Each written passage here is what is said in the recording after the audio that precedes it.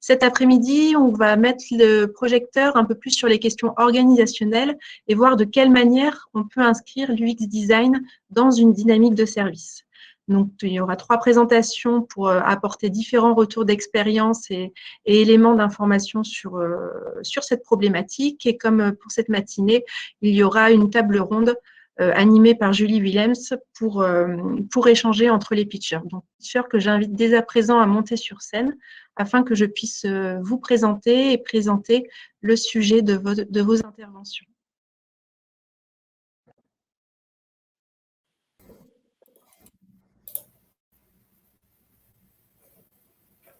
Alors, je vais commencer à vous présenter en espérant, voilà. Alors, tout d'abord, la première intervention sera celle de Jude Talbot, qui est chef de projet hybridation des bibliothèques au SCD Unican, et d'Hélène Husty, responsable du pôle documentaire Arts et Lettres au SCD de l'Université Paris 8, qui nous parleront de l'audit de convivialité et de la campagne d'observation qui a eu lieu dans les BU du réseau de l'Université de Caen.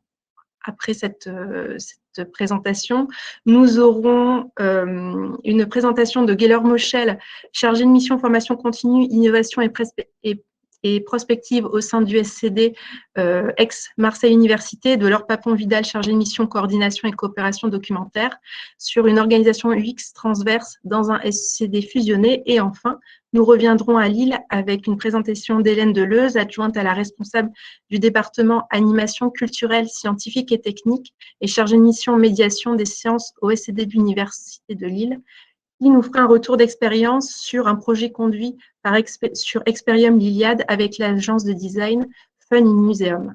Et à la suite de ces présentations, comme pour ce matin, la parole sera redonnée à Julie, qui animera l'échange avec l'ensemble des participants.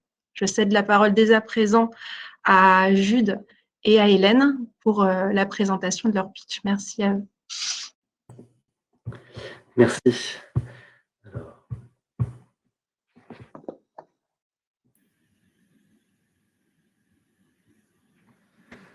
Bonjour à tous.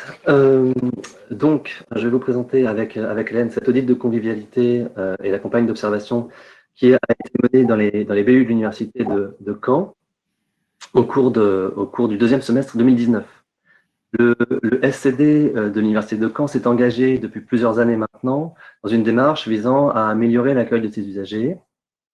Et cette démarche, qui a été inscrite dans le projet de service pour les années 2017 à 2021, a notamment consisté à poursuivre les efforts entrepris par l'inscription de la démarche qualité Marianne au cœur de la politique d'accueil, par une prise en compte de la diversité des publics, par la simplification des procédures et des échanges, ainsi que par des horaires d'ouverture élargis et par un maillage documentaire renforcé.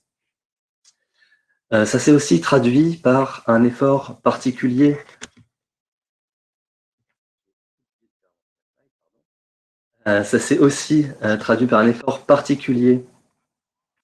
pour repenser les bibliothèques comme des lieux de travail et comme des lieux de vie, un effort pour réaménager les espaces, pour les moderniser, diversifier les équipements et l'accès aux services, permettant aux usagers de moduler leur posture en proposant des espaces de détente, des espaces ludiques, en adaptant enfin les salles de travail et les salles de lecture à de nouvelles pratiques pédagogiques et aux principes documentaires. Dans la pratique, ça s'est traduit par un nombre d'évolutions notables au cours de ces années-là, et notamment par, donc, je le disais, des horaires élargis en soirée et le week-end, l'automatisation du système de navette documentaire sur 13 bibliothèques, la diversification des outils informatiques, et puis la mise en place de prêts d'objets, le réaménagement et le rééquipement des 45 salles de travail en groupe, et ainsi que la mise en place de ludothèques dans la plupart des bibliothèques. Je le disais, la poursuite des objectifs du référentiel Marianne. Enfin, la création de pôles documentaires thématiques, tout support et tout niveau confondu. Ces efforts, évalués régulièrement, méritaient aussi d'être mesurés du point de vue de l'expérience utilisateur. Et c'est dans ce sens qu'un audit a donc été mené entre septembre 2019 et novembre 2019, Audit qui constituait une occasion opportune de bénéficier d'un regard, d'un positionnement particulier à mi-distance entre l'usager et l'agent. Ce regard, c'était celui d'Hélène Husty, qui va nous en dire plus après, qui était alors conservatrice stagiaire au SCD de Caen et qui a mené cet audit sous la houlette de Lucille Sarrazin, responsable des services au public, et de moi-même. L'audit en question a porté sur les 6 bibliothèques intégrées du réseau universitaire et donc à mi-chemin des services au public et de l'hybridation des BU. Il était voulu comme un point d'étape, un bilan intermédiaire pour interroger les projets et les opérations déjà mises en œuvre, déjà activées, dans l'optique de vérifier leur pertinence, de les étendre, de les modifier, et évidemment de les améliorer. En un mot, l'idée, c'était de mesurer le chemin restant à parcourir et puis, en parallèle, de mettre en lumière les spécificités propres à chaque bibliothèque, à chacune de ces 6 bibliothèques, et d'évaluer les efforts d'harmonisation à fournir à l'échelle du réseau universitaire. Bonjour, alors moi je vais vous parler plus précisément de la méthodologie adoptée. Donc des collègues bibliothécaires au Canada et aux États-Unis ont mené des audits de convivialité, qu'ils appellent des kindness audits, au sein de leurs établissements, et ce, dès 2013, il y a eu des MOOC qui ont popularisé la démarche auprès des collègues bibliothécaires. Puis il y a eu la publication de billets de blog et d'articles qui permettent d'avoir une première base de réflexion méthodologique et le partage d'outils. Donc, en un mot, qu'est-ce qu'un audit de convivialité?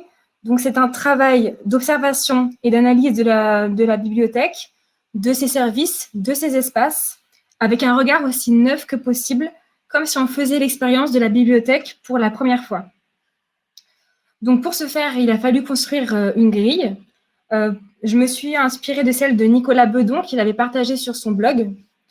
Cette grille avait été conçue pour des bibliothèques publiques, de lecture publique. Et donc, moi, je l'ai adapté aux spécificités des publics et des services des BU. Et aussi, je l'ai aussi adapté par rapport aux réflexions qui étaient alors en cours au sein du SCD de l'UNICAN, notamment concernant la signalétique, les différences de posture permises par les espaces et le mobilier. J'ai aussi utilisé la documentation relative au référentiel Marianne, ainsi que la norme ISO 11620. La grille a ensuite été présentée en réunion de direction, discutée avec l'ensemble des responsables de BU, et ensuite elle a été validée. L'audit se décomposait en 7 étapes. Tout d'abord, une observation de l'extérieur, de l'entrée, une première impression. Ensuite, l'accueil et la médiation. En 3e point, la signalétique et la communication. En 4, les collections et la valorisation. En 5, le mobilier, la décoration, le zonage. En 6, les services, les usages et les besoins spécifiques. Et enfin, le fonctionnement et l'entretien du bâtiment. Donc, c'est moi qui ai réalisé les audits des 6 bibliothèques. Je l'ai fait seule, selon une posture qui était un peu double. Donc, à la fois, j'étais du côté des agents parce que j'ai une formation de bibliothécaire et j'étais en immersion au sein du SCD de Caen dans le cadre de mon stage, mais également du point de vue de l'usager parce que je ne connaissais pas les espaces, donc je pouvais m'apparenter à une usagère qui découvrait le réseau. Concrètement, l'audit se déroulait de la manière suivante.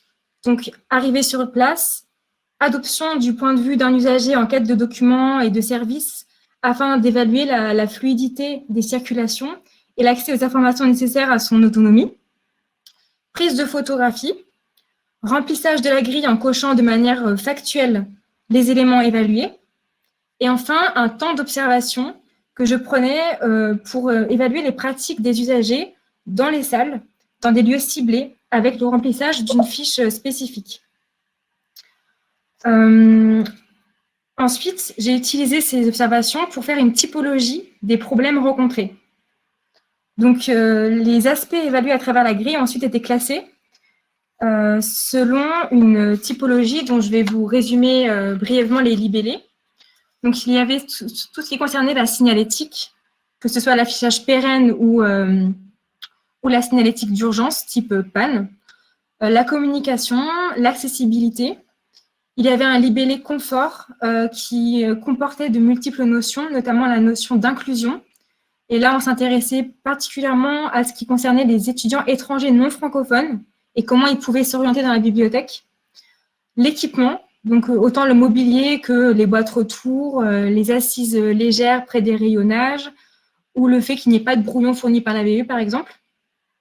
L'entretien, la saleté, les marques, traces diverses, les postures.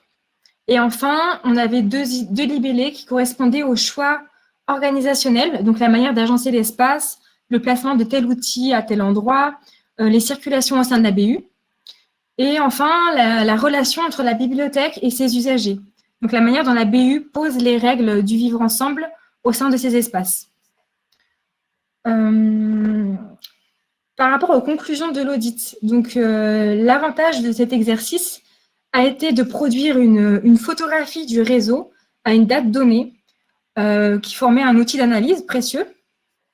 Donc l'application de la même grille aux 6 BU du réseau permet de mesurer la récurrence des problématiques identifiées avec des différences d'intensité évidentes selon l'ancienneté, la taille, les caractéristiques propres à chacun des lieux. Et c'était enfin une base sur laquelle faire évoluer, bien sûr, le réseau. Donc, chaque bibliothèque a reçu sa grille d'audit et une synthèse récapitulant les points positifs et les points de vigilance. Concernant les points faibles, donc il faut distinguer les points structurels et les points circonstanciels. Donc, les points structurels, il y avait la diversité des contraintes bâtimentaires au sein du réseau qui rendait parfois la circulation difficile, peu intuitive, et face auxquels il était compliqué d'envisager des réaménagements. Il y avait aussi les différences de dynamique d'équipe, tout simplement. Les difficultés à appliquer les mêmes procédures, à avoir des pratiques homogènes, par exemple, en termes de signalétique. Enfin, il y avait des points circonstanciels, notamment donc, le fait que le projet était contraint par la temporalité du stage, qui était de 4 mois, et j'avais d'autres missions à côté de celle-ci. Et côté UX, on n'a pas pu vraiment aller au bout de la démarche qui aurait été, bien sûr, d'impliquer les usagers. Il avait été envisagé de faire participer les usagers en leur donnant quelques questions, une petite feuille avec, qui résumait les questions suivantes. Qu'est-ce qui vous plaît? Qu'est-ce qui vous déplaît? Qu'est-ce qui vous surprend dans la bibliothèque? Qu'est-ce que vous avez du mal à comprendre? Etc. Et leur demander d'y répondre en faisant un mini photo-reportage à l'aide de leur smartphone et qu'on aurait pu débriefer ensuite en mini focus group. Donc, malgré l'inaboutissement de la démarche, je reste persuadée de l'intérêt parce que ça permet de mettre le doigt sur des éléments qu'on a sous les yeux et qu'on ne voit plus finalement au quotidien. Et ça a vraiment induit un recentrement sur la figure de l'usager qui permet, je trouve, de remettre du sens dans nos choix en tant que professionnels des bibliothèques. Et je vais laisser la parole à Jude pour les perspectives. Voilà, donc cet audit nous a apporté des perspectives, nous a mis en capacité de mettre en place des améliorations. Et suivant ces conclusions, les axes d'amélioration qu'il a évoqués, qui ont été suivis dans les années suivantes par la service ou inscrits au projet de service. On a continué à travailler dans cette direction. Et par exemple, et même 2021, on a pu mettre l'accent sur l'autonomie de l'usager avec la mise en place d'automates de prêt et l'implantation de boîtes retour également dans les 6 bibliothèques. Se concentrer également sur les espaces de détente, dont on a poursuivi l'action dans cette direction-là, avec la mise en place effective ou très prochaine de cocons de sieste en BU santé, d'espaces de repos ou de détente active en BU sciences TAPS. L'effort s'est également poursuivi du côté des espaces de travail et notamment des espaces de travail en groupe. Enfin, et là c'est aussi en raison de la situation sanitaire, du prêt d'ordinateur portable a été proposé dès la rentrée 2020. Enfin, d'autres espaces comme les espaces de prêt ont été remodelés, remaniés, et un effort particulier a été fait sur la signalétique et la communication au sein de certaines BU. Parallèlement, l'enquête LibQual de 2020 a entériné dans un sens à la fois les améliorations apportées et a aussi souligné, en cohérence complète avec l'audit, certains efforts restants à fournir, en particulier sur l'autonomie du site web, le confort et l'attractivité des locaux et les services personnalisés dans les BU. Donc, de ce point de vue-là, l'audit et l'enquête viennent conjointement en appui qui seront développés également dans le cadre du projet de service 2022-2026. En particulier concernant la structuration de la politique documentaire qui est en cours, avec la rédaction de et la mise en fonctionnement de fiches domaines, également la refonte du site web, également en cours de refonte, en collaboration avec la DIRCOM, et puis la poursuite du travail sur l'hybridation du réseau, qui continue, qui s'est poursuivi et qui se poursuivra à la faveur des réaménagements, l'extension des bibliothèques, l'harmonisation des équipements et la constitution de pôles thématiques.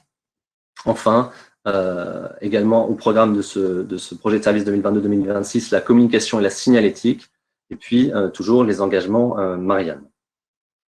Voilà donc un panorama de ce à quoi l'audit nous a mené, en quoi il nous a conforté dans la politique menée au sein du SCD depuis 2017 en particulier, et renouvelée à partir de 2022 dans le nouveau projet de service. Merci à tous les deux pour cette présentation, pour la présentation de cet outil qui s'est révélé stratégique à l'échelle du SCD de Caen. Je vous rappelle que vous avez toujours la possibilité de poser des questions au cours des pitchs, évidemment, ça pourra arriver pendant les tables rondes, mais n'hésitez pas à utiliser cet onglet. Et j'espère que nous avons récupéré l'ensemble des collègues qui étaient sur le lien précédent et que tout le monde maintenant est bien présent sur cette session pour pouvoir suivre la suite de la journée. Alors, je vais laisser la parole maintenant à Gaylor et à Laure pour nous présenter le projet qui s'est mené au sein du SCD Aix-Marseille Université. Merci beaucoup. Donc, bonjour à toutes et à tous. Donc, juste une précision liminaire. Donc, Laure et moi, on intervient en tant que copilote de la commission UX Design Service au public du SCD d'Aix-Marseille Université, qui sera en quelque sorte le point d'aboutissement de notre présentation d'aujourd'hui. Je laisse donc la parole à Laure pour débuter. Alors, en préparant notre présentation, on s'est rendu compte nous-mêmes que notre titre n'est pas très parlant si on se met à la place de l'usager. En l'occurrence, vous, c'est pas très UXD. Vous n'êtes pas cassé, le titre n'est pas forcément très intelligible, donc on a une dizaine de minutes pour essayer de le rendre intelligible. En 2 mots, notre propos va viser à retracer le cheminement de l'adoption très progressive des méthodes et des démarches UX au sein d'un établissement qui est de taille importante, avec un éclatement géographique et disciplinaire. Ton micro, Gaylor. Merci. Donc, quelques éléments de contexte donc, à titre d'illustration de ces conditions particulières. Donc, le SCD d'Aix-Marseille Université, ce sont 17 BU de taille très différente. Ça peut aller de 1 à 40 agents, une quarantaine d'agents, pour un effectif total d'un peu plus de 200 agents qui sont éparpillés dans 5 villes. Donc, ici, entourés en jaune, principalement Aix et Marseille tout de même. Et une direction centrale et transversale qui est située à Marseille, sur le campus de Saint-Charles, et le tout aussi réparti dans 6 départements documentaires qui sont calqués sur l'organisation de notre université. Il y avait donc 3 universités aixoises et marseillaises qui ont fusionné pour la dernière fois en 2012. Donc l'histoire des fusions et des défusions ont retenti sur les bibliothèques. Là, vous voyez sur votre écran un schéma de ces fusions et défusions. Et donc, les bibliothèques ont suivi ce même mouvement. La création d'un SCD unique remonte donc à 2012 et qui regroupe des départements thématiques qui étaient partiellement issus des SCD préexistants. Donc, cette histoire complexe va expliquer en partie la nécessité d'une gestion transversale de l'UXD au sein du SCD. Donc, toujours à titre d'illustration, voici l'organigramme actuel, enfin presque actuel du SCD. Donc, vous voyez les 5 départements thématiques qui sont présents ici, auxquels vont s'ajouter un département de l'ingénierie documentaire, qu'on appelle IngeDoc en provençal, et un réseau des BU INSPE, qui est à côté aussi, qui est présent ici. Le tout chapeauté donc, par une direction centrale et transversale, avec les services administratifs et financiers, la direction en tant que telle, et puis tout un ensemble de missions transverses, dont celle dont Laure et moi sommes en charge actuellement. Alors, ceci étant posé, on a mis un peu le contexte global. Pour faire en sorte de promouvoir cette démarche UX au sein d'un SCD de cette taille et donc avec ses caractéristiques, nous avons choisi d'utiliser la méthode des petits pas, et ça tombe bien parce que c'est une des méthodes qui correspond à la philosophie de l'UXD.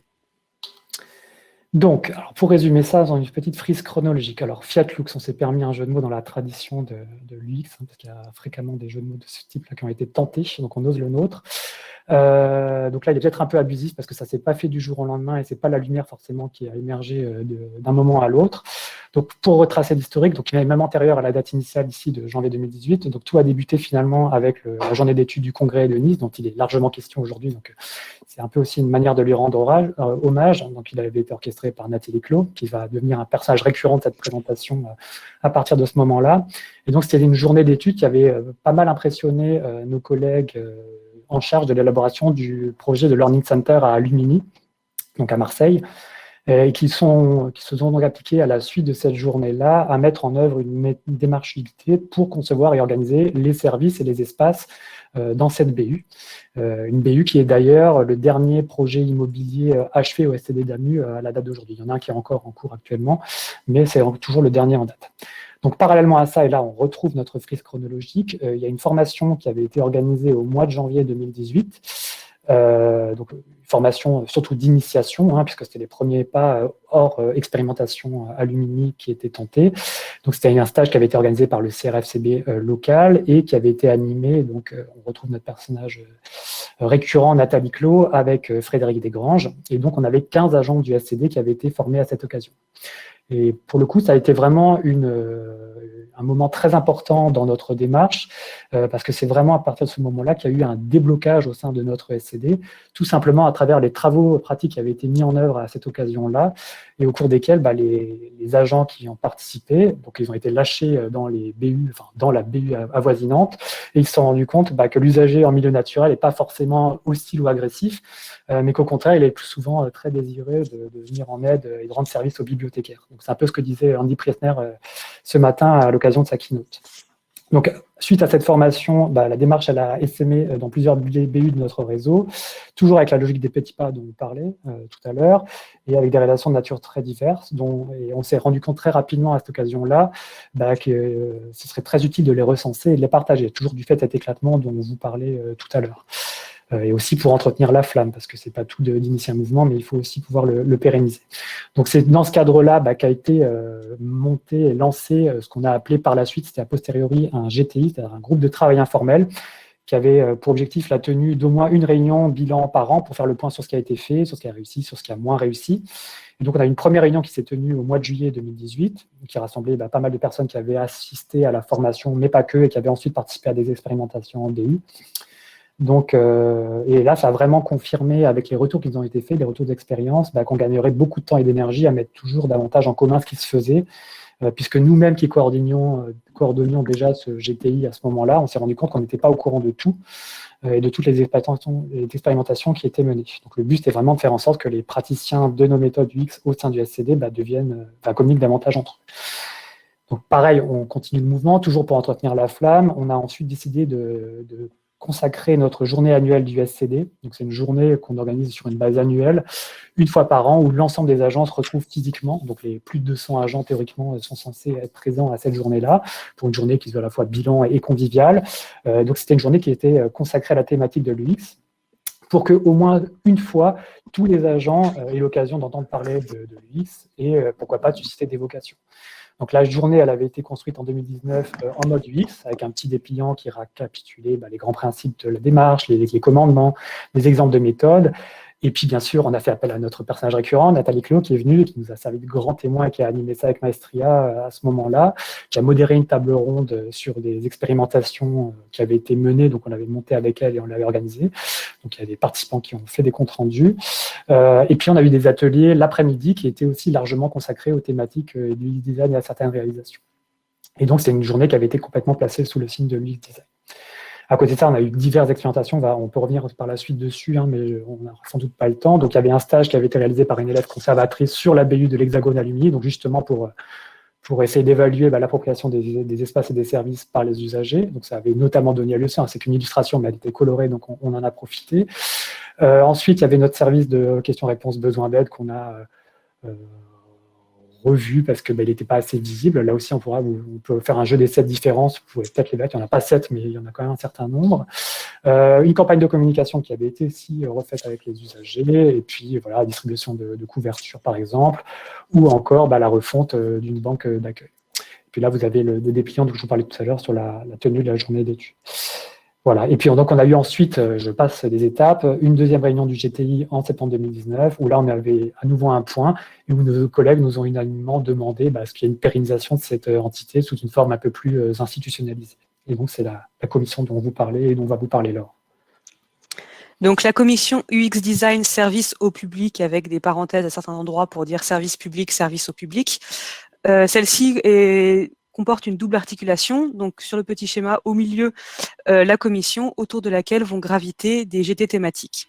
Cette commission, c'est une instance de décision qui va permettre de structurer, de coordonner et d'accompagner et évidemment de suivre les travaux du GT et de faire tout cela avec l'UXD de manière générale au SCD.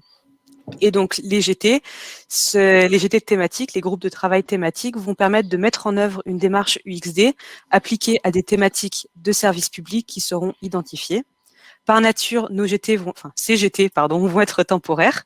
Et donc là, vous avez des exemples non contractuels, on va dire des suggestions de présentation de GT autour de la commission, sur par exemple la documentation électronique, la signalétique ou encore le bruit. Alors, et maintenant, que va-t-on faire? Donc, parce que cette commission, elle a vu le jour à la rentrée 2020-2021. Elle a eu une première réunion qui s'est tenue là tout récemment au mois de mars 2021. Donc, cette première réunion, elle a été l'occasion déjà d'arrêter les modalités de fonctionnement de la commission avec les membres qui avaient fait acte de candidature et qu'on avait pu retenir, mais aussi pour définir donc les premiers GT thématiques qui seraient lancés. Et donc, étant donné les conditions sanitaires telles qu'elles existaient à ce moment-là, donc le premier GT qui a été identifié et qui va être lancé avant l'été, donc composition et lettre de mission, c'est un GT qui sera consacré à nos guides thématiques, des lead guides, et puis il y a d'autres GT qui sont en gestation actuellement, donc un GT sur l'assignement de la DoQuébec, sur l'aménagement des espaces, sur le prêt de matériel, et puis d'autres qui vont suivre en fonction de la routisation de la démarche. Voilà. Donc on espère désormais que notre titre et notre organisation de manière plus globale vous paraissent plus clairs. On a hésité, on aurait pu faire un petit sondage pour s'en assurer, pour voir si vous étiez plutôt du côté gauche ou droit de la diapositive. On redoute un peu la question, donc on a évité. Merci beaucoup. Merci à vous. Merci à vous deux pour cette présentation et je nous laisse réfléchir aux 2 dernières images que vous partagez avec nous. Pour terminer les pitchs de cette deuxième session, je vais laisser la parole à Hélène Deleuze et on revient à Lille avec la présentation du projet qui a été mené à Experium. Bonjour, avant de me lancer dans la présentation, je vais vous passer une petite vidéo qui peut être une des définitions possibles d'Experium. Donc, je vous retrouve dans une bonne petite minute.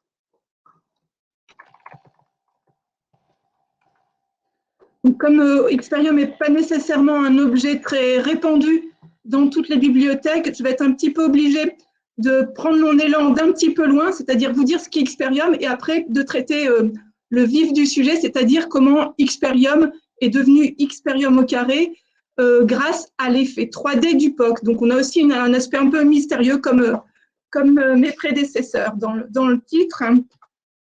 Donc, vous venez de voir une des définitions d'Xperium au travers de la vidéo, mais je vous rappelle quelques éléments de l'ADN Xperium pour que vous saisissiez un petit peu mieux cet objet. Donc, Xperium, c'est l'un des 3 pôles du Learning Center Liliad, du Learning Center Innovation Liliad, où certains d'entre vous sont peut-être venus au congrès de la DBU en 2017. Et donc, Xperium, c'est un pôle qui est dans le même bâtiment également qu'un pôle bibliothèque et qu'un pôle événementiel avec une même ambition pour ces 3 pôles de contribuer à la diffusion des savoirs. Donc, Xperium, c'est un lieu qui se visite pour découvrir la recherche en train de se faire dans les laboratoires de l'Université de Lille. Ça se déploie sur 300 mètres carrés où sont disposés 8 stands qui chacun présente une recherche en cours dans un laboratoire de l'université. C'est une médiation singulière et originale puisque la médiation est assurée par les acteurs de la recherche, c'est-à-dire les doctorants et les chercheurs. Xperium, c'est aussi donc une saison, une thématique associée à cette saison, et puis donc 8 facettes de cette thématique déclinées en 8 stands, donc 8 recherches en train de se faire dans les laboratoires, et qui, une saison dure 2 ans. C'est un parcours de visite de ces 8 stands qui peut se faire à la carte ou au menu, sans ordre imposé. Xperium, c'est aussi donc une co-construction qui rassemble de nombreux acteurs. Je vais insister sur l'équipe Xperium parce que je vais y revenir dans ma deuxième partie qui sera plus axée sur les questions de design. Donc, l'équipe Xperium, c'est une équipe scientifique avec un professeur d'université, 2 maîtres de conférence, un assistant ingénieur, une équipe du service commun de la documentation avec une chargée de communication, un ingénieur pédagogique, le soutien administratif et donc une chargée de mission Xperium conservatrice des bibliothèques, c'est-à-dire moi. Xperium, c'est aussi les doctorants et les chercheurs qui animent donc la médiation sur les différents stands qui composent le parcours de visite et d'exposition. Xperium, c'est aussi une gouvernance collégiale et partenariale avec des interlocuteurs et des partenaires privilégiés tels que le rectorat et la région Hauts-de-France. Xperium, c'est aussi les collègues du SCD. Et puis, bien sûr, Xperium, c'est ces publics qui sont au rendez-vous de ce dispositif. Donc, c'est un seul dispositif pour s'adresser à différents publics et suivant différents objectifs. Le public des lycéens et des étudiants, le public de la communauté universitaire, le public des entreprises et le grand public. Donc, une grande diversité de publics. C'est un dispositif dynamique, il est en permanente construction, puisque quand on ouvre une saison pour le public, on est déjà en train de commencer à construire la saison suivante qui trouvera son public 2 ans plus tard. C'est aussi un dispositif dynamique parce que donc, au fil des années, il s'est accru de nouveaux formats pour enrichir la médiation autour du dispositif d'exposition, des nouveaux formats tels que le Challenge Xperium, des participations à des temps forts nationaux comme la Fête de la Science, la Nuit de la Lecture, et puis donc un cycle de conférences, l'adoption aussi de formats tels que l'Escape Game lors de certains rendez-vous événementiels. Donc c'est un dispositif qui a 7 ans déjà, depuis février 2021, puisqu'il a été ouvert au public en février 2014. Pour les premières années, c'était donc un dispositif d'exposition, puis c'est devenu Xperium augmenté avec les formats événementiels, et c'est maintenant, pour la saison 4, Xperium au carré. Xperium au carré, donc c'est la nouvelle saison, la saison 4 qui est concernée, et donc la saison dénommée Kaléidoscope, l'image dans toutes les sciences, dont vous avez vu le trailer en introduction de mon propos. Je vais donc vous présenter la partie qui retiendra plus votre intérêt puisqu'elle est directement en lien avec la thématique de notre journée, encore que moi je vais peu vous parler du X-Design, mais de design plutôt en général. Et donc vous expliquer comment Xperium est devenu Xperium au carré grâce à l'effet 3D du POC. Alors, on est parti donc d'un projet d'évolution du dispositif. Donc, c'est un chantier en cours, j'ai oublié de le préciser.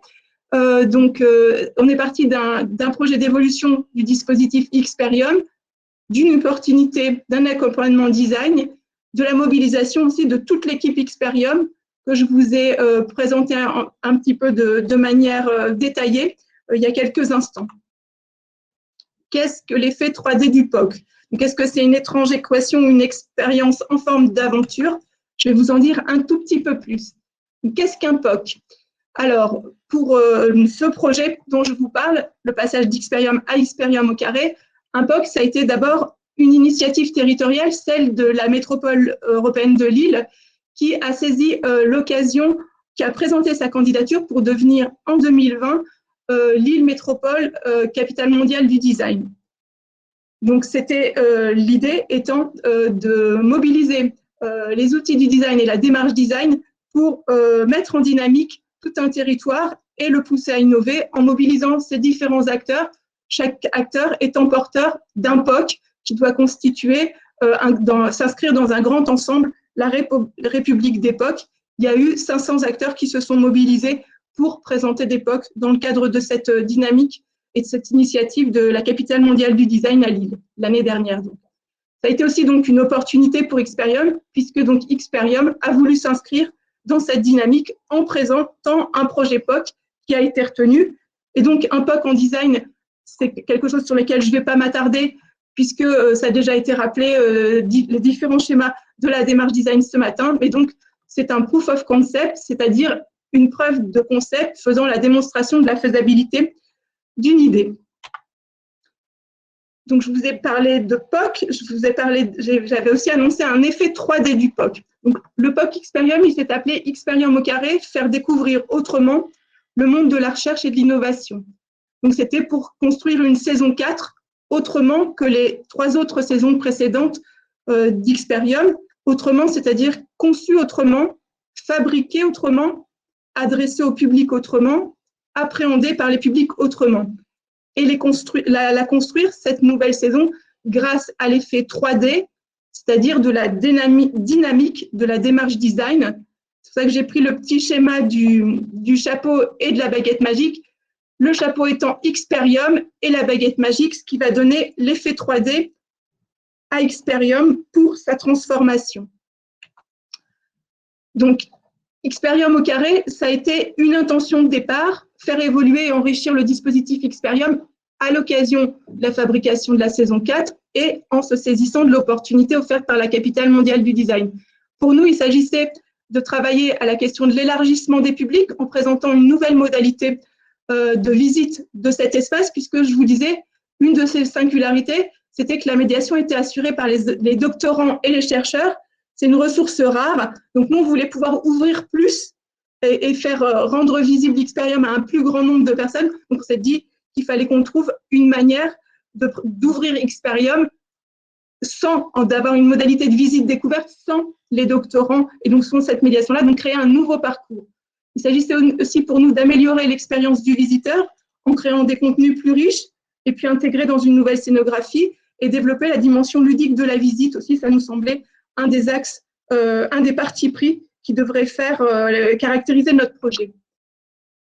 Pour ça, donc, on a saisi l'opportunité des POC, et donc, qui disait POC, pour être un POC, il fallait être accompagné par une designer. Donc, nécessairement, donc, ça ne pouvait pas être uniquement adopté en interne au sein de l'équipe, la démarche design, parce qu'on aurait été documenté ou parce que Natacha nous aurait aidé sur ce projet. Il fallait vraiment que ce soit une designer extérieure. C'est Claire Cazedas de l'agence Fun in Museum qui nous a accompagnés et qui nous a accompagnés avec sa démarche design. Ça a été une démarche design 360. C'est pour ça que j'ai dit que nous, on n'avait pas uniquement travaillé, et même on l'avait assez peu travaillé jusqu'à présent, la question du design d'expérience. On a aussi travaillé donc dans le cadre de cet accompagnement de l'équipe Xperium par Claire Cazedas, le design de projet, le design d'espace, le design management et le design d'objets. Ça s'est passé en 3 temps forts. Une étape 1 qui a été un diagnostic pour analyser le contexte de notre projet et puis comprendre l'ADN d'Xperium, ce qui faisait ses forces, ses faiblesses et comment on avait envie de le transformer. Pour ça, on a eu un atelier créatif et des entretiens individuels de la designer avec chaque membre de l'équipe. qui, à l'issue de cette première étape, a rendu un diagnostic. Une étape 2 qui a été celle des scénarios et du plan d'action, toujours avec toute l'équipe qui fait Xperium mobilisée, chacun avec ses compétences, lors de 3 ateliers créatifs pour imaginer des solutions. On a eu un atelier cartographie de l'offre, pack ludique, scénographie, et il y a eu une audition des usagers. C'est là qu'intervient notre petit ingrédient UX design qui a été réalisé par la designer compte tenu du temps très court avec lequel on a dû mener notre projet. Ça a donné lieu à un livrable, l'ensemble de nos productions lors de ces ateliers, qui a été donc élaboré par la designer qui a assorti ce livre, cette synthèse de recommandations, de pistes et d'exemples pour qu'on puisse se projeter et qu'on puisse passer à la phase suivante, c'est-à-dire celle de la mise en œuvre de nos projets. Donc, ça a été une démarche créative. On a vraiment mobilisé toute la boîte à outils du design lors de ces 4 ateliers de créativité. On a aussi été centré usager. On a, bien sûr, ce qui était évoqué ce matin, utilisé notamment parmi les différentes méthodes de production créative, la question des personas et le Lego Serious Play. Ça nous a permis d'élaborer un plan d'action, des scénarios, pour créer une nouvelle scénographie plus lisible, plus colorée, plus aérée. Ça faisait partie de nos objectifs.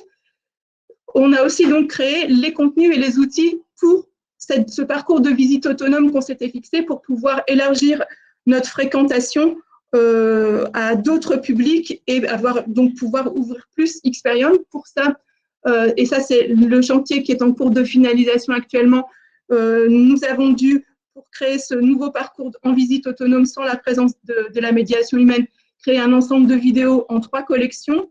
Un passeport ludique, qui est donc un outil imprimé qui sert de guide de visite à cette visite autonome qui est organisée sur une proposition de jeu de piste. Et puis un espace digital qui sert, numérique et physique, à concevoir, qui sert d'introduction et de conclusion au parcours ludique. Pour ça, on a dû faire appel, une fois qu'on avait donc notre plan d'action, à des prestataires externes. Je fais juste une toute petite courte incise pour dire qu'au tout début, les moyens financiers de ce projet, on ne nous a pas dit on vous donne une enveloppe pour votre POC, on n'avait pas d'enveloppe pour notre POC et on n'avait même a priori pas beaucoup de budget pour notre POC. Et c'est la force du projet, c'est une dimension qui a été évoquée ce matin, qui fait que, et du dossier présenté, qui fait qu'autour d'un plaidoyer, on a pu réaliser les actions qu'on souhaitait mener.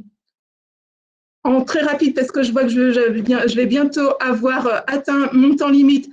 Ça a été évoqué aussi ce matin. C'est vrai que cette démarche, elle nous a donné des ailes et donc on a entrepris, en plus de ce projet-là, qui est quand même déjà assez multiple dans ses déclinaisons, on en a entrepris d'autres.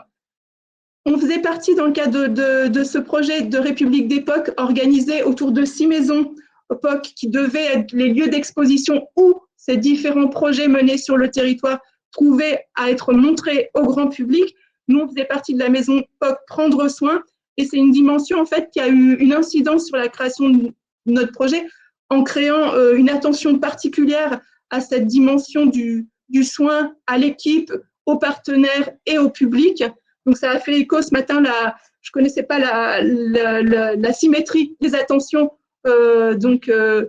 qu'a évoqué Cécile en citant Nathalie Clos, mais donc ça, je l'ai remise ici parce que je trouvais que c'était une dimension importante des projets auxquels il faut être attentif. Et puis donc, je suis quasiment à la conclusion, c'était été donc une aventure collective et incapacitante, toute l'équipe Xperium, dans sa composition diverse. Donc, on a dit les enseignants-chercheurs, l'ingénieur pédagogique, la chargée de com, et puis la conservatrice, a été complètement engagée dans cette démarche grâce à cet accompagnement. Ça a été incapacitant parce qu'on a acquis de l'autonomie aussi par rapport à cette question de démarche design, avec un pouvoir libérateur de créativité, et puis un enthousiasme et une dynamique au carré désormais. Donc, on est parti d'Xperium. L'effet 3D l'a fait grandir en Xperium au carré avec 5 caractéristiques sur lesquelles je conclus. Donc, les caractéristiques du projet, c'est 5C. Ça a été la créativité que je viens d'évoquer, le collectif, la capacitation, le care. Et un dernier point sur lequel j'ai légèrement insisté, c'est que ça a permis cet accompagnement par une tierce personne extérieure à l'équipe aussi de tenir un calendrier extrêmement serré et avec un sens du projet et d'aller de l'avant qui a été très fort. Cette fois-ci, je conclus en vous disant que on va avoir de l'UX bientôt dans notre projet, puisqu'il a rencontré que lors de la fête de la science en octobre 2020 son public, puis après il a fermé, comme tous les espaces d'exposition. Donc on attend notre public pour septembre, et à ce moment-là, on aura besoin de Natacha et d'un laboratoire de notre écosystème qui nous aidera à évaluer cette proposition pour lui permettre, dans une boucle itérative, de s'améliorer. Et c'est pas fini non plus pour vous. Si vous voulez, vous aussi, profiter de la capitale mondiale du design, il y a énormément de ressources en ligne, aussi bien sur le site Designist Capital que sur un autre site, celui des journées recherche design éthique qui ont eu lieu dans le cadre de l'Université de Lille à l'intention de l'ensemble du territoire. Vous pouvez aussi écouter le podcast de notre designer préféré qui s'appelle J'ai l'œil du tigre, et je vous donne rendez-vous à Experium si vous voulez voir tout ça sur place. Merci Hélène pour cette présentation très riche et le temps imparti évidemment et pour nous tous trop court pour dire tout ce qu'on a à dire sur les projets qui nous ont animés pendant de nombreux mois, voire de nombreuses années. Mais maintenant, place à la table ronde. Je n'en dis pas plus et Julie, je vous laisse orchestrer à nouveau les échanges entre nos intervenants. Merci. Merci, avec plaisir. Hélène, je vais commencer par vous adresser, alors Hélène Deleuze, je vais vous adresser la première question. Donc, on a dans votre projet une construction un peu différente avec la designeuse qui est vraiment, enfin vous l'avez dit, un médiateur, une personne tierce à l'institution et dont le but premier est notamment de faire travailler ensemble des équipes et une équipe qui est composée, vous l'avez souligné, de profils très variés. Donc, peut-être vous pouvez un peu détailler les bénéfices de cette collaboration et les avantages que ça a pu représenter dans justement favoriser ce travail ensemble. Donc, la compétence design, on ne l'avait pas au sein de l'équipe. Donc, déjà, ça nous a amené cette participation extérieure, ça nous a amené une compétence qui nous manquait.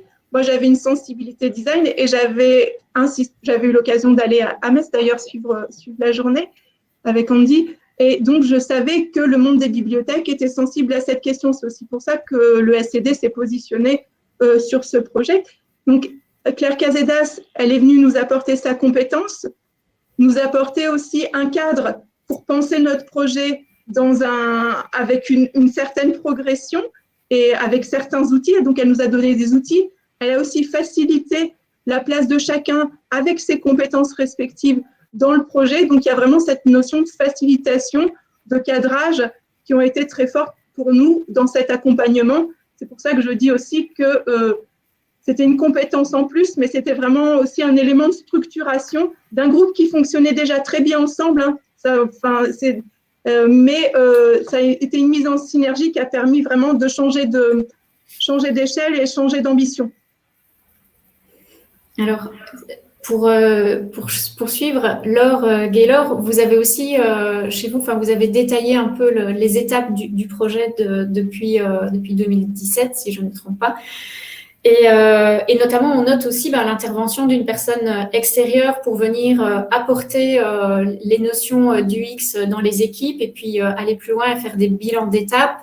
Voilà, peut-être aussi quelle était la réception de cette démarche dans vos équipes et quels ont été les bénéfices de cet apport extérieur.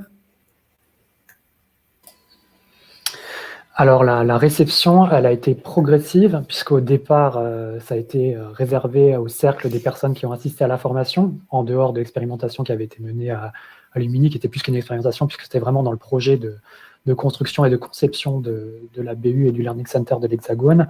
Mais par la suite, ça a été donc progressif et au fil des expérimentations que ça a pu vraiment prendre au fur et à mesure, alors à travers aussi des initiatives qu'on a prises dans le cadre du groupe de travail informel, puisque par exemple, si on veut prendre un exemple qui pour nous est assez parlant, parce qu'on nous a reparlé à l'occasion de la première réunion de la commission, c'est que dans la perspective de la journée du SCD 2019, donc je vais vous perdre dans la chronologie, mais n'hésitez pas à me reposer des questions. Dans ce cadre-là, on avait proposé que toutes les équipes puissent contribuer à un tableur collectif dans lequel les agents en position de service public pouvaient consigner les questions qui leur étaient posées pendant leur plage de service public. Donc, hors question de pré-retour, évidemment, quoique ça pouvait être intéressant dans certains cas, et surtout en conservant le verbatim des questions qui étaient posées, afin qu'on puisse vraiment essayer de se représenter au mieux les représentations, les perceptions des usagers de ce qui leur était promu. Donc là, ça a vraiment permis une réception progressive, et la journée du SCD, elle a aussi beaucoup joué, parce que là, ça a permis vraiment que tout le monde se rende compte, parce qu'on avait vraiment fait en sorte que ce soit construit pour que là aussi le professionnel soit mis en position d'usager, en l'occurrence d'usager de la journée, et qui puisse expérimenter les méthodes. Et pour le coup, ça a plutôt été un succès. Alors, c'est pas nous qui le disons comme ça de notre position parce qu'on était satisfait, mais c'est surtout parce qu'on avait fait une évaluation et que dans les grandes lignes, c'est ce qu'on nous en avait dit. Et par la suite, ça s'est perpétué, et donc ça arrivait à cette demande à ce que la commission voit le jour, en tout cas qu'il y ait une pérennisation de la structure qui avait été mise. Mais je ne sais pas si Laure a peut-être une précision à apporter. Non. Bon. Parfait. Merci. Et Hélène, Jude, à quand donc l'audit de convivialité a été mené comme point d'étape après une première grande phase de changement et de renouveau dans le SCD. Comment a été accueilli l'audit de convivialité par les équipes? Je vais peut-être parler de mon point de vue d'ex-stagiaire. Alors au début, j'ai senti une certaine vigilance par rapport à cet audit parce que j'imagine que en fait les collègues ne savaient pas ce que c'était, ce que ça allait être. Donc il y a eu un moment important qui a été la construction de la grille, et comme elle s'est faite de manière concertée, je pense que ça a déjà acclimaté les collègues à la méthode, et puis ça a permis de les rassurer sur les enjeux et sur le fait que c'était pas une évaluation chiffrée de l'état de leur bibliothèque. Et puis ensuite, il y a eu deux points forts qui ont été les restitutions de l'audit qui s'est fait d'abord en comité de direction, et ensuite j'ai été invitée par certains responsables à venir dans leur bibliothèque pour présenter auprès des équipes. Et là, ils ont pu poser toutes leurs questions et on a pu échanger librement sur l'audit. Et j'ai même découvert qu'il y avait une collègue qui avait une appétence très forte pour le sketchnote et que j'ignorais complètement, et qui l'avait pas encore utilisé dans des projets professionnels en fait. Je ne sais pas si Jude veut rajouter quelque chose. Non, j'allais dire que pour renchérir sur ce sujet-là, il y a effectivement beaucoup de collègues qui sont sensibilisés à l'UX, aussi au sein des différentes bibliothèques. Et puis, pour revenir sur ce que tu disais plutôt au début, il y a aussi le fait que tu aies beaucoup circulé dans les bibliothèques au cours de ces mois d'audit et d'observation, qui est aussi un phénomène rassurant pour les collègues. Voilà. Donc, je note une première étape importante où les équipes sont sensibilisées à la problématique et à l'importance d'avoir une culture centrée utilisateur. Comment est-ce qu'on peut passer de cette première étape d'être sensibilisé à une étape où les équipes concrètement mettent en œuvre des projets UX? Qu'est-ce que vous avez comme retour d'expérience de vos institutions respectives?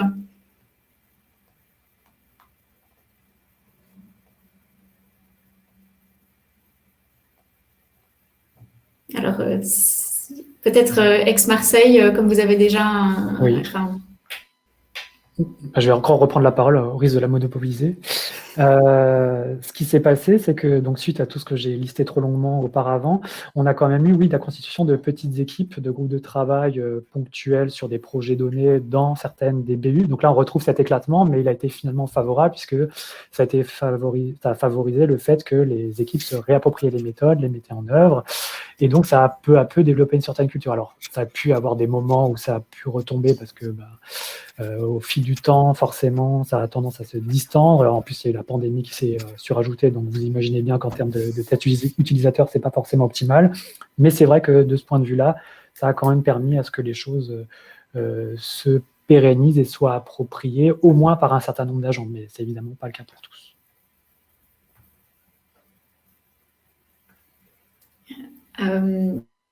À quand est-ce que l'audit a aussi été déclencheur peut-être de souhait d'avancer dans une démarche plus orientée utilisateur pour les futurs projets? Alors oui, oui, absolument. On l'a fait ponctuellement, mais de façon vraiment très ponctuelle sur des projets mis en place à l'issue de l'audit. Et puis surtout, je pense que on a plusieurs collègues, je le disais tout à l'heure, notamment dans le département des services au public, qui sont très sensibilisés à ces questions-là, qui ont déjà d'ailleurs fait de l'observation et de l'UX dans les bibliothèques.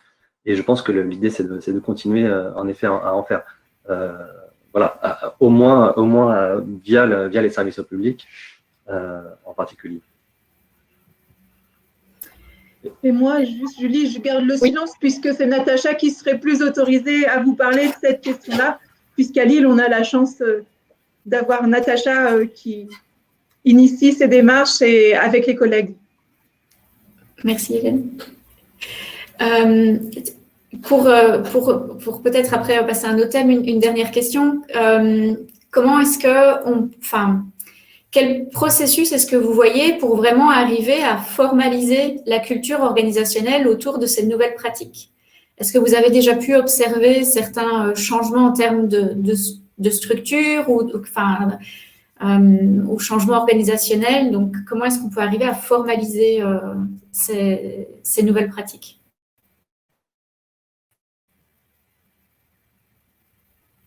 Question difficile.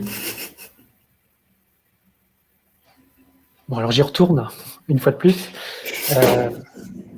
Donc nous, ce qu'on a dit finalement, c'est un peu notre propos, hein, c'est un peu le sens de notre propos, c'est-à-dire qu'il y a eu la création de cette commission après tous ces longs développements dont on parlait tout à l'heure. Et puis ce que je disais précédemment pour la précédente question, c'est-à-dire qu'on a des petites équipes qui sont constituées avec des petits changements dans les organigrammes des bibliothèques, où on a des petites équipes, des petits noyaux de gens particulièrement motivés, notamment qui avaient participé à la formation initiale dont on parlait tout à l'heure, donc qui étaient parmi les pionniers, et qui ont continué, qui ont marqué leur intérêt et qui continuent à essayer d'impulser ça, notamment dans le cadre des projets qui sont menés, alors en essayant de mettre à chaque fois une petite touche au moins du X, en ayant à l'esprit dorénavant que c'est quelque chose de pertinent, et toujours encore une fois avec cette logique des petits pas qui fait que ça à moindre coût, c'est un grand pas qu'on peut escompter pour des coûts qui sont relativement modestes. Donc il y a vraiment eu une prise de conscience de l'intérêt vraiment de la démarche et du fait que ça pouvait s'appliquer à une multitude de projets et que ça ne mobilisait pas forcément beaucoup d'énergie. Et juste pour préciser, tu dis, Gaylor, des collègues qui ont participé à la formation, pas uniquement, il y en a qui nous ont rejoints après sans avoir participé à la formation. Et c'est là où on voit que c'est intéressant, c'est que les collègues entre eux arrivent un peu à créer sans que ça vienne forcément de nous, c'est aussi par les collègues eux-mêmes qui arrivent à insuffler l'UX dans les différents départements et dans les différentes BU. Alors, dans le développement de l'audit de convivialité, vous avez mentionné, vous appuyez notamment sur le référentiel Marianne, la norme 11620, qui sont en fait des éléments de démarche qualité qui sont déjà globalement, je pense, assez bien développés dans les institutions. Est-ce que ça a pu constituer un terreau favorable pour l'émergence des pratiques UX dans vos bibliothèques, ou bien est-ce qu'il y a peut-être d'autres éléments qui peuvent favoriser justement l'UX?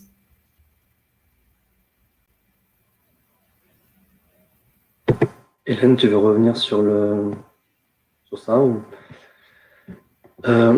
Disons que le mode de fonctionnement justement transversal dans le cadre des projets qu'on met en place, en particulier, à la fois départemental et transversal finalement, nous offre une grande latitude de ce point de vue-là. Du coup, ça permet aussi de croiser les équipes, de faire valoir cette démarche-là par-delà les équipes, de bibliothèques, mais donc dans des groupes de travail transverses. Et je pense que par ce biais-là, ça peut effectivement venir comme une habitude dans la conduite d'un projet ou d'un autre et essaimer d'une équipe à une autre, d'une bibliothèque à une autre, à la faveur de cette transversalité. Je sais pas si c'était le sens de la question, mais en tout cas, c'est nous, les agents qui sont les plus sensibles à l'UX, viennent comme ça dans des groupes de travail auxquels ils participent, apporter leur touche et leur motivation à mettre en œuvre ce genre de démarche.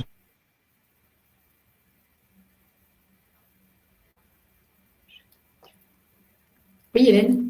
Je ne suis pas exactement dans la question parce que je suis un petit peu à la marge avec mon sujet, mais la question me rappelle quand même les débuts de notre projet où la sensibilité, elle n'était pas du tout à ces préoccupations-là, elle n'était pas du tout partagée.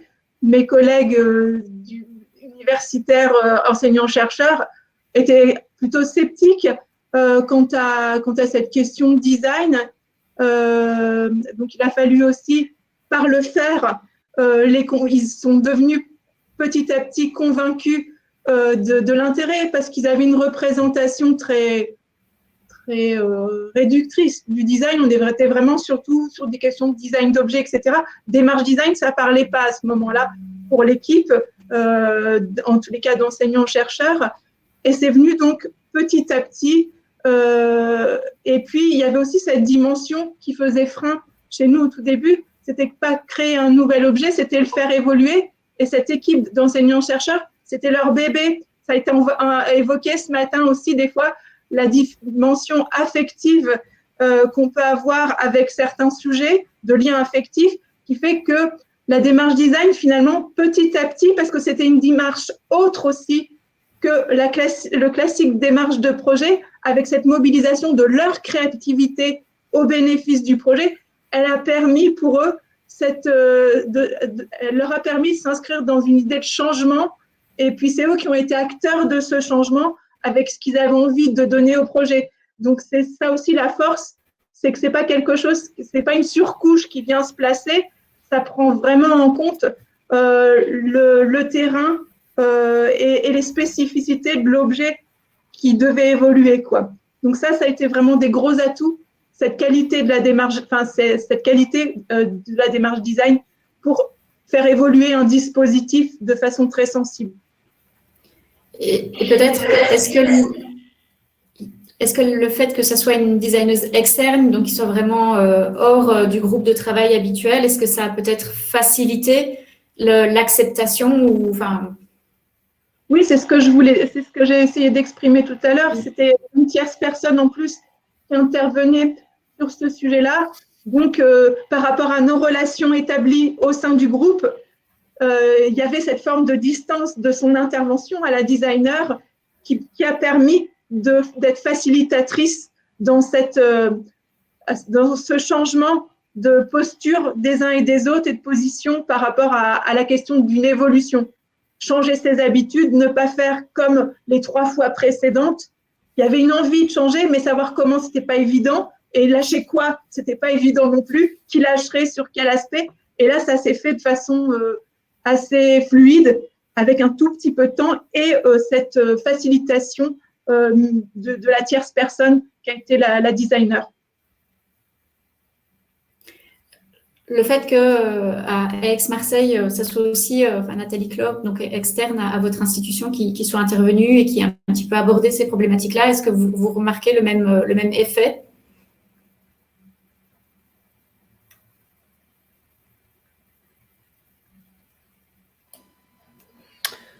Alors l'effet, l'extériorité aussi, c'est quelque chose qui était important. Alors déjà pour l'apport de compétences au départ, je pense que le fait que la formation, on n'avait pas les compétences en interne, donc c'était quelque chose d'important.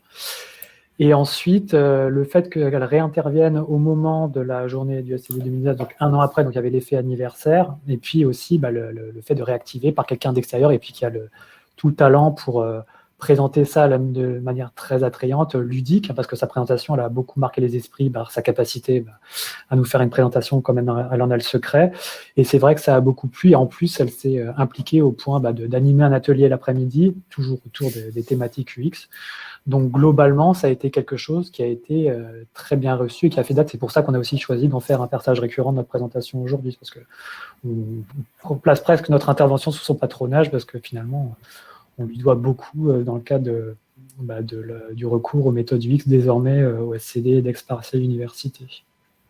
Et puis, il y a peut-être aussi ce qui peut rentrer en compte qui est intéressant, c'est voir ce que ça a été fait ailleurs, que ça a été mis en place ailleurs et que ça a fonctionné. Donc ça doit parler aussi à nos collègues de se dire, il y a pas que, entre guillemets, il n'y a pas que chez nous, mais ils sont aussi plus en avance ailleurs. Donc on peut aller plus loin, on peut voir ce qui se fait, à Angers notamment. Alors, peut-être un aspect aussi important justement pour venir soutenir un changement de culture professionnelle, c'est tout l'aspect gestion des connaissances et gestion des compétences. Est-ce que vous avez dans vos institutions peut-être formalisé ou capitalisé sur les premières expériences et comment est-ce que vous assurez que la connaissance circule dans les équipes? Question qui peut être adressée, je pense, à tous. Donc...